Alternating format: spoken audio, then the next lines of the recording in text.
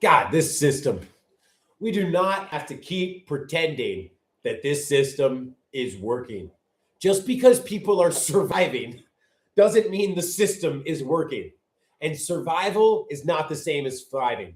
Why is it that essential workers can't afford essentials? Why is it that profit always gets prioritized over people, right? And speed gets valued over sanity. And somewhere along the line, they decided the purpose of life was efficiency. I hate that the system demands our time, our nervous system, our stress. Your entire existence is about surviving. That's wrong.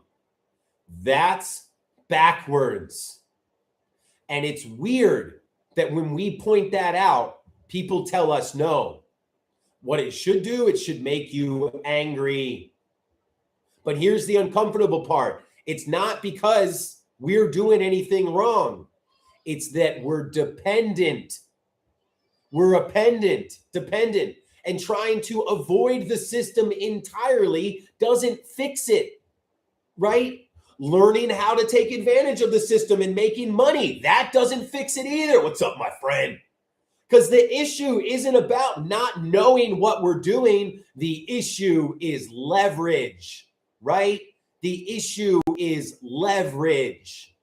So rejecting the system outright doesn't do shit. Rejecting the system doesn't dismantle it, but also getting rich and mastering it doesn't fix it either, right?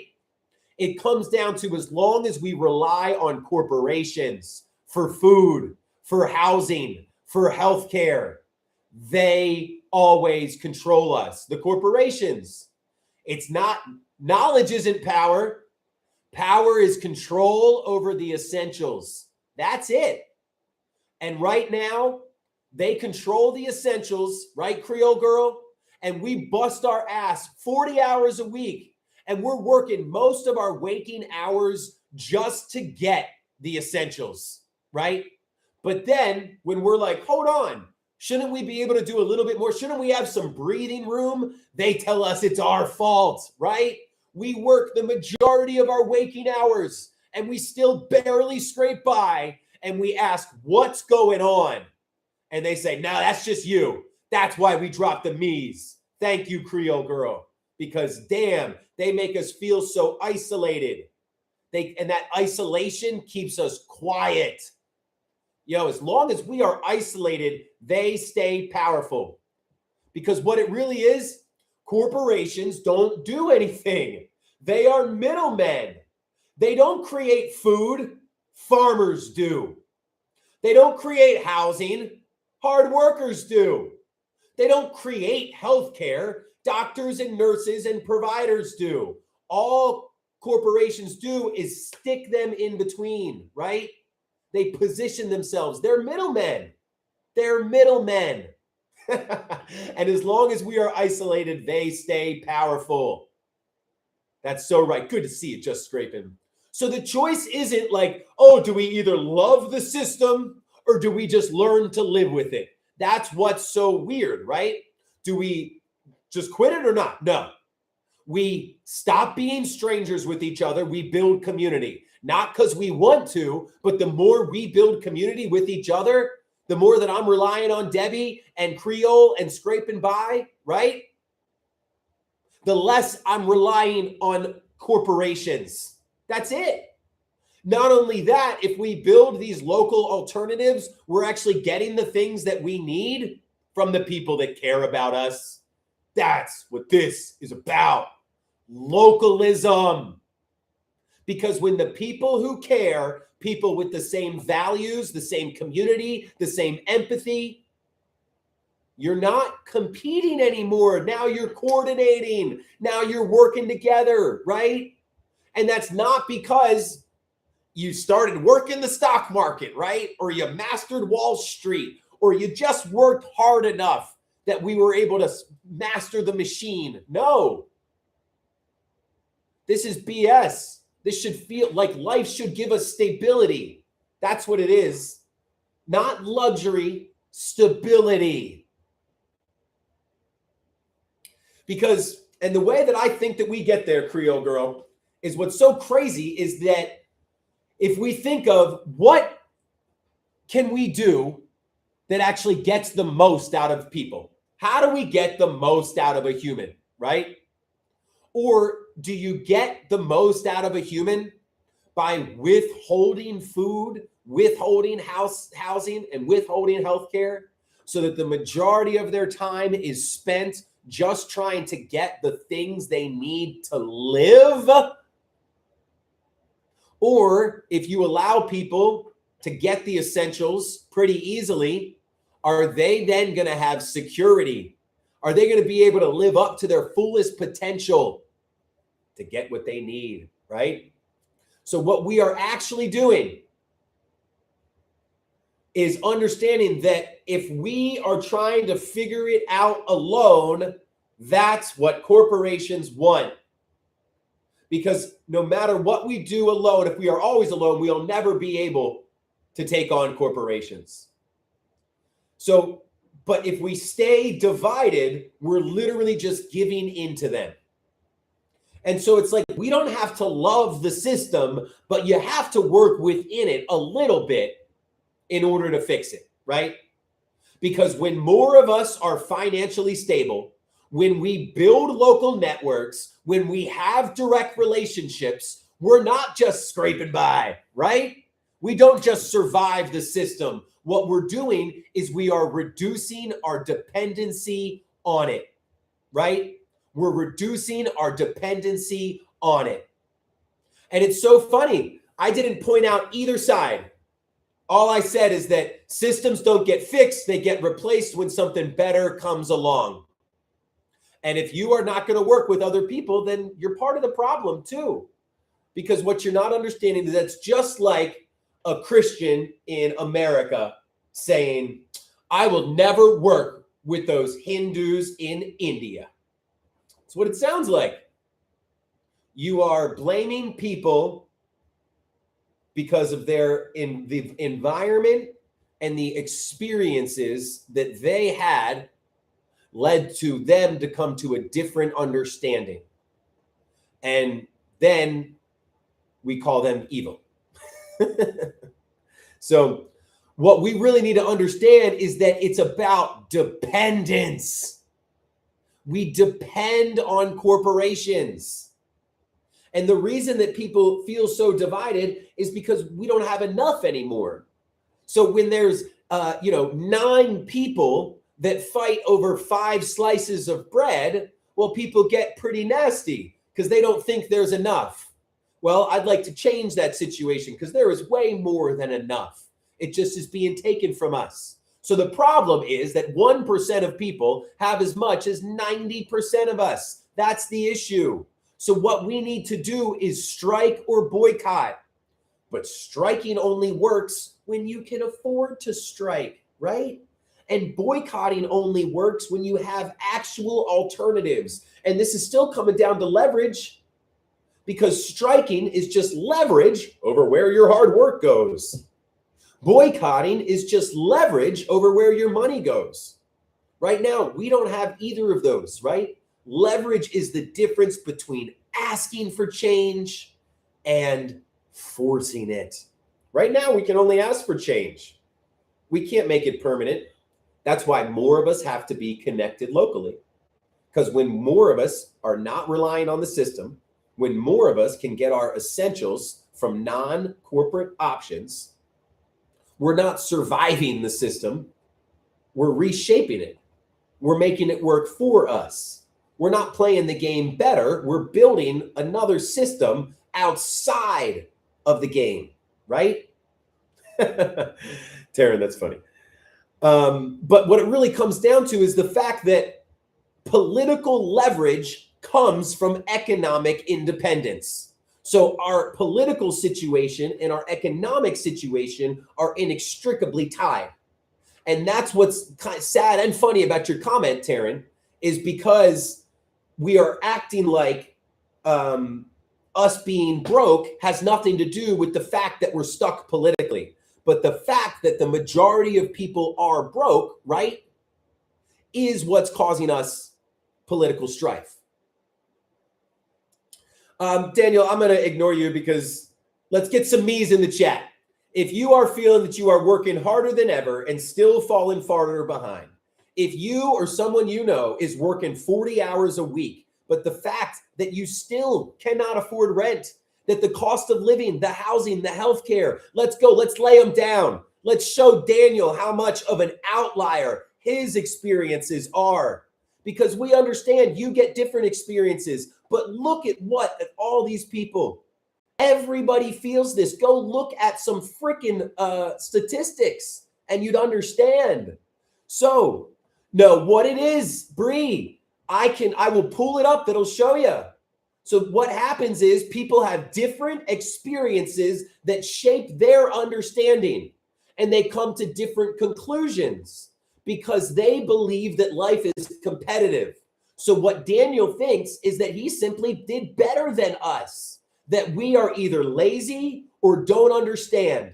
So that's what can tell you. I don't depend on anyone else, says the person living in a house that somebody else built, says the person driving a car that somebody else built. You drive on roads that other people paved. You go to businesses that other people started. Do you pick all your own food, Daniel? Oh, guys, Daniel was born and he taught himself how to talk. Nobody helped Daniel how to talk. Oh, Daniel also learned how to read because he learned English on his own because nobody else taught him. He did it all on his own. And all those books that Daniel read to make him smarter, Daniel actually wrote the very same books that he read to give him the information, right? So let's go ahead and talk about Daniel because we got it right here.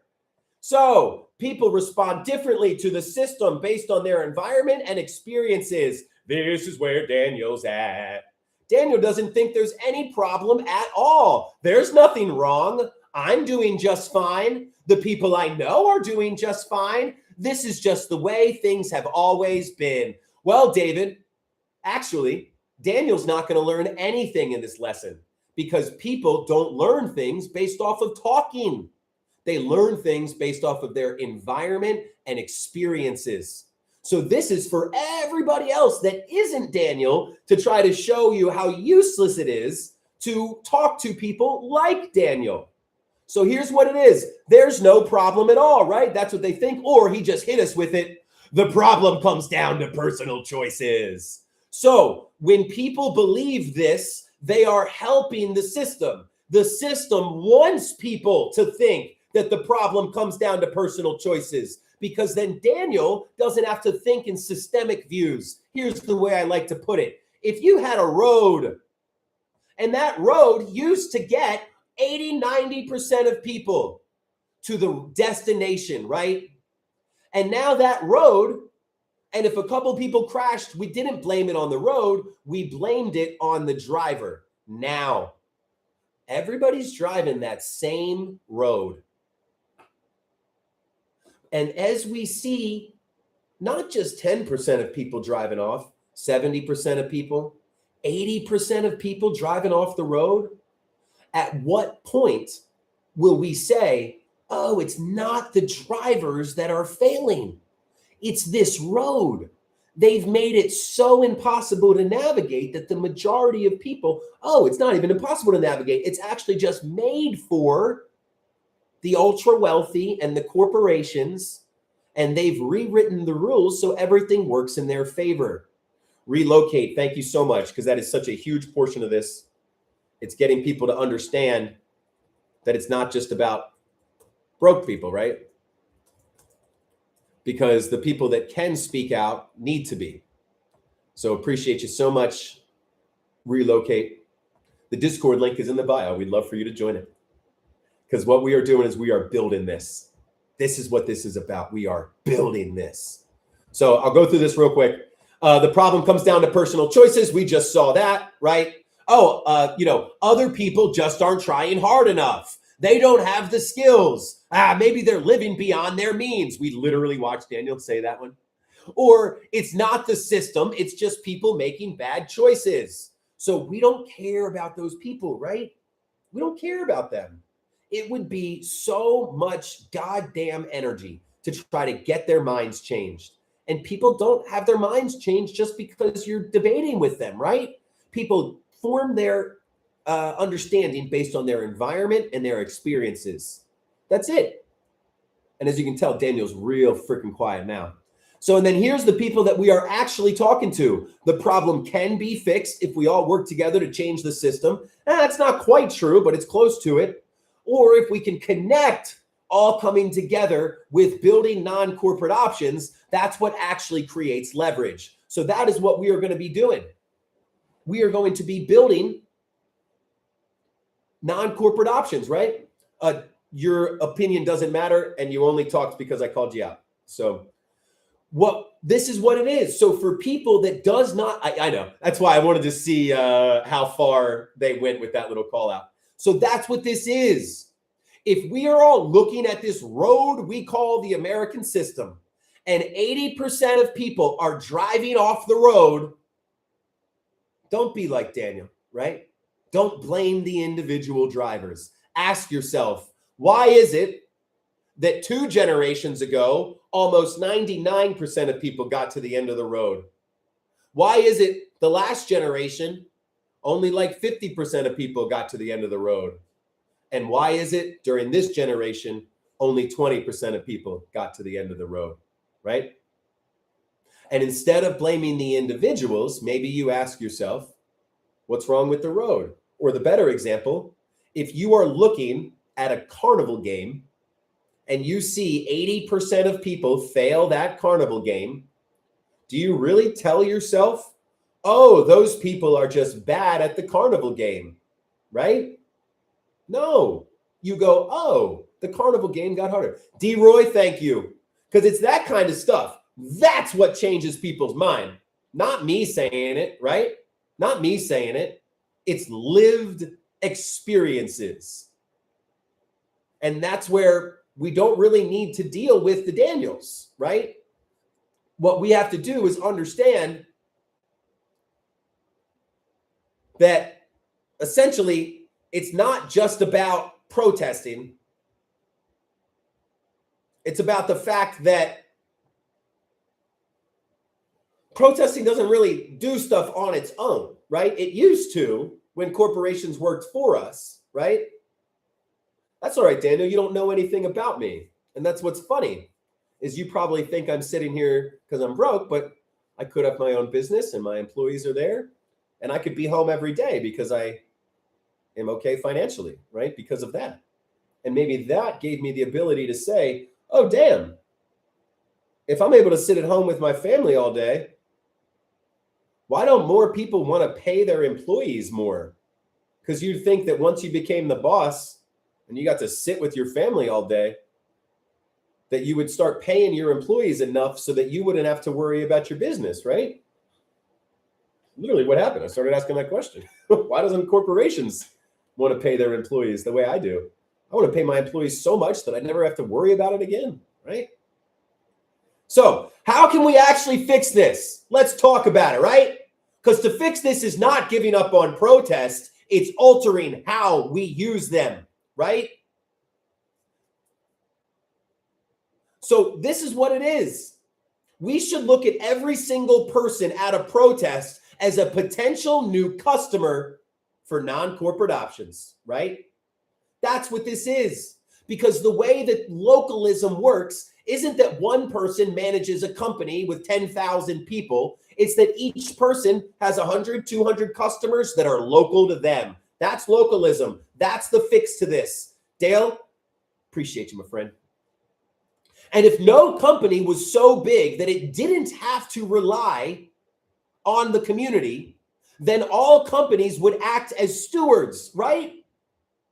That's truly why I believe we are successful. We are stewards. We are there to serve the community. I know, Taryn, it's funny, right? Well, that's what ego does to you. Because that's the whole problem. Corporations don't serve the community. They serve their shareholders. They're too big to care about us. But they control all the essentials, right? So it's not like we can't use them. We can change our personal choices as much as we want. But it still doesn't matter See if I can find the graph to go with it. Now I'll just add it again. We can change this. Absolutely. Too big to care, too big to fail. Dale coming in hot again this morning. I must have had his coffee. And Dale, I did a lot of research based on your input. I appreciate you. Let's do this. This is not a ladder that we climb individually. This is a structure that we build together. Everybody needs to be speaking out. Everybody needs to be changing their personal choices when you can. A lot of times they keep us so stuck. But what we really need to do is after we speak out and say there's a problem, then we start changing our choices and are like, what can we do to fix it? Then we realize, oh shit, they've got us cornered. There's hardly anything we can do. So we either get mad or we get building, right? We either start protesting or we start building alternatives. Kathy, it's not going to work because what it is you are asking somebody to do something that might hurt them with the hopes that if everybody does it, they'll be okay. It's the same reason we haven't seen like general strikes take off, right? That's what it is. Well, that's where midlife, we are never about purity tests, crashing people down. You got to go where the people are. I want to be where the people are. And you have to use what's available for you, right? There is no ethical consumption under capitalism. Might as well work to change it. So changing personal choices, that is something that we can do, right? That is something that we can do. But even if all of us changed our personal choices, i.e., thanks, midlife. I always wonder how many people get it because I only got it once my little girls came along. I want to be where the people are. And so even if we all stop paying our taxes, like we'd be able to fix it, right? I know, and we do the same thing. That's so funny. I sing commercials in them too, and I'm like, that's so funny. But it also tugs at our heartstrings. So, but yes, all of us need to do these first two things. And remember, this is not a ladder that we climb individually. We each just need to pick one. It is a structure that we build together. So speaking out is the base. We all need to be speaking out. Then when enough people speak out, we start changing our personal choices, right? Then once we change our personal choices, we start understanding, oh shit, there's only so much we can do.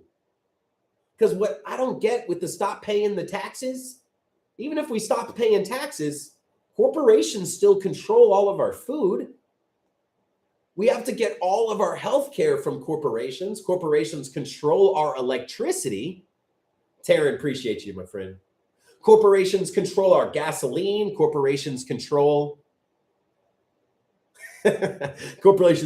our transportation. So that's what it is.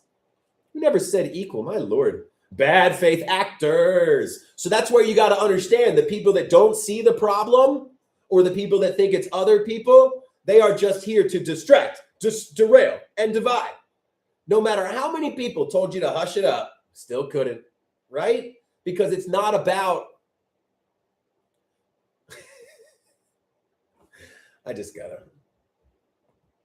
it's just, I feel bad, but I just block them now because goddamn, they're so annoying. So, no, D-Roy, most people don't stop changing choices. They don't know what to do. That's what it is. I think most people start changing their choices, realize we are effing stuck, and then give up. Because honestly, I realize that I just need to start saying, like, I didn't make this up. This is just what happened to me. So this is what just happened to me. Yes, thank you, Bree. I appreciate that. I just need some reinforcement sometimes. I'm like, do I talk to them? Because it does bring engagement. People do seem to like the contrarian aspect. Relocate, I really would love that. You've had some beautiful nuggets that has made me very much want you to be a part of that. Dale, I don't even remember what I said because I went and I poured my tea into another. Oh, most people stop after changing choices. There we go. And that's where it is. I think that they change choices and they either three things. I think they get angry, they lose hope, or they start trying to find an alternative, right?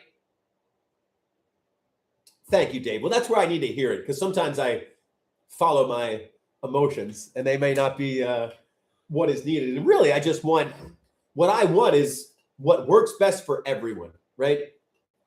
Part of the reason I do this is I got so many advantages. Like I have my successful business. I have this wonderful team. I'm able to think a lot about this. So I very much just want to share thoughts.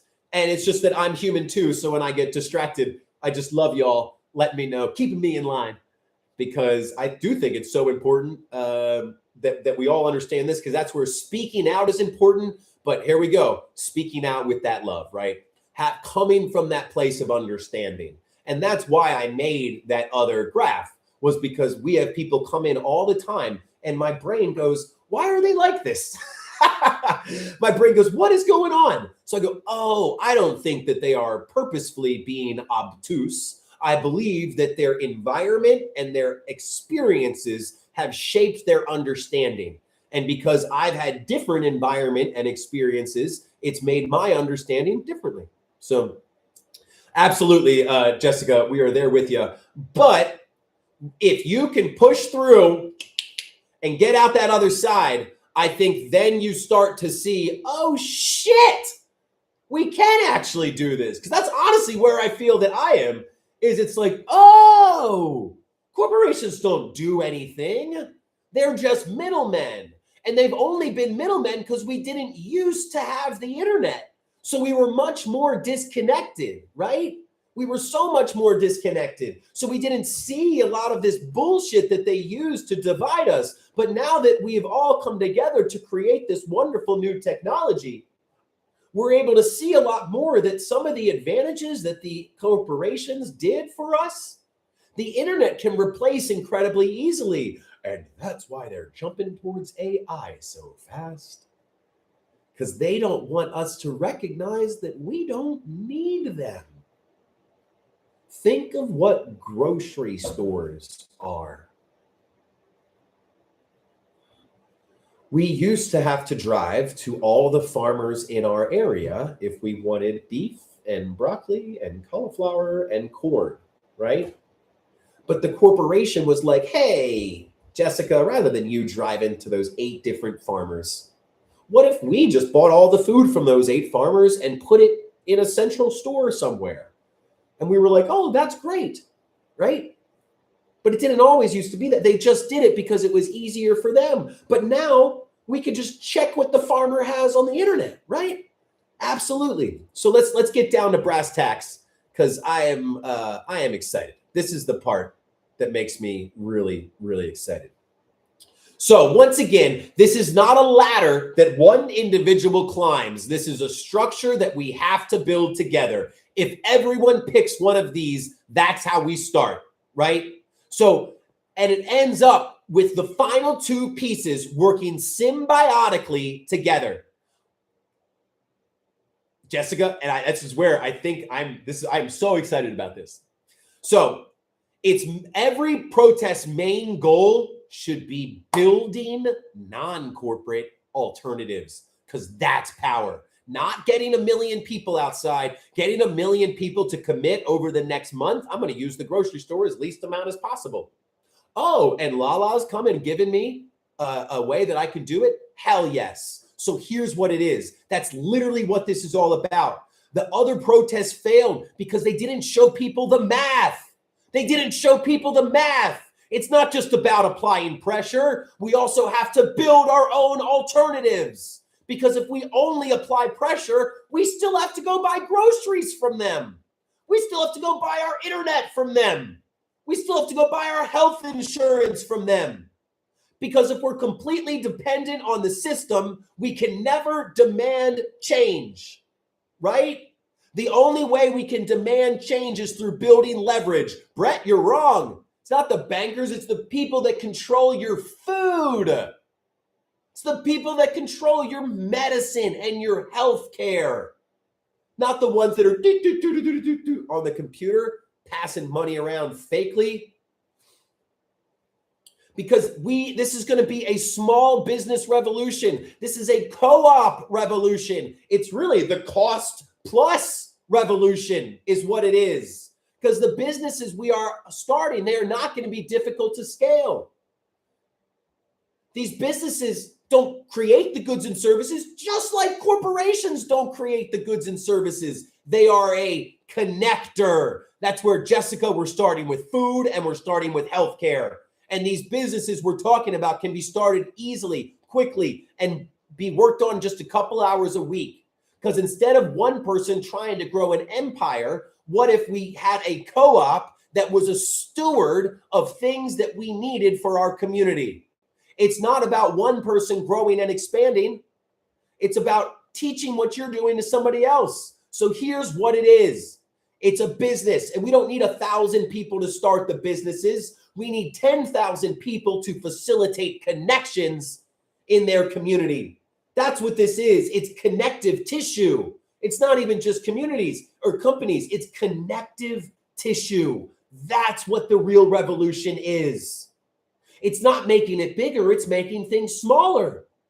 Not everyone needs to be a full-on food distributor where you're organizing bulk orders. But you could make a list of like 10 local farmers and find out who sells direct. That's the first step. That's it. Then somebody else might be able to post in a group, all right, we've got 2 farmers that just need a bulk order of 20 people. Who's in to buy in a bulk order together, right? That's just connecting locally. That's what we do. So it's not that we need to like spread it. It just needs to propagate. We all already need our side gigs, right? We all need a side hustle. Might as well take down the goddamn corporations while we're doing it, right? That's what this is.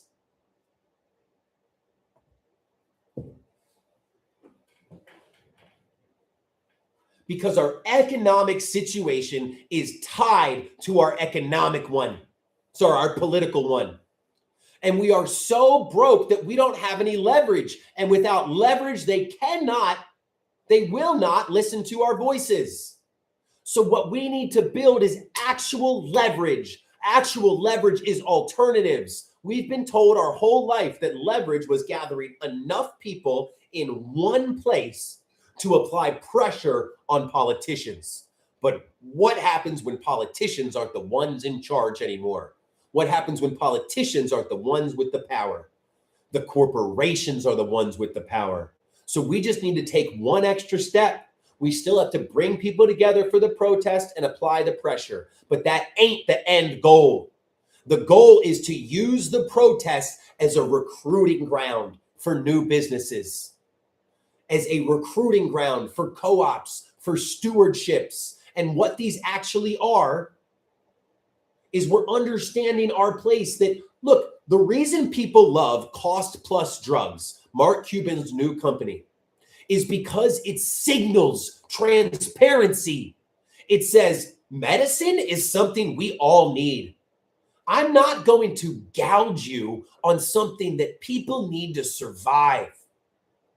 But my employees do need to be able to live themselves. And I know that you want those employees to have a good life as well, too, to be able to afford the essentials. So here's what it costs for me to buy this medicine.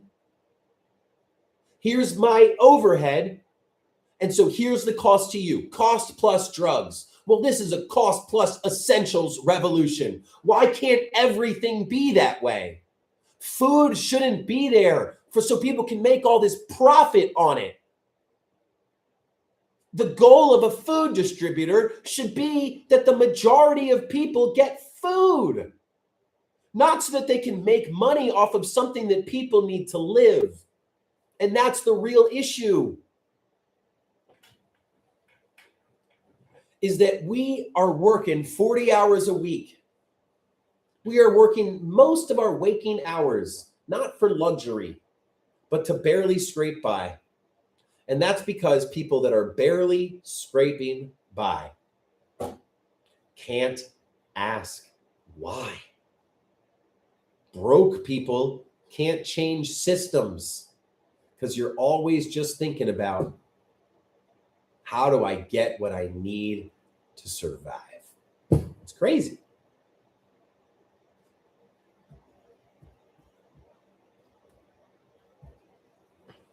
All right, everybody.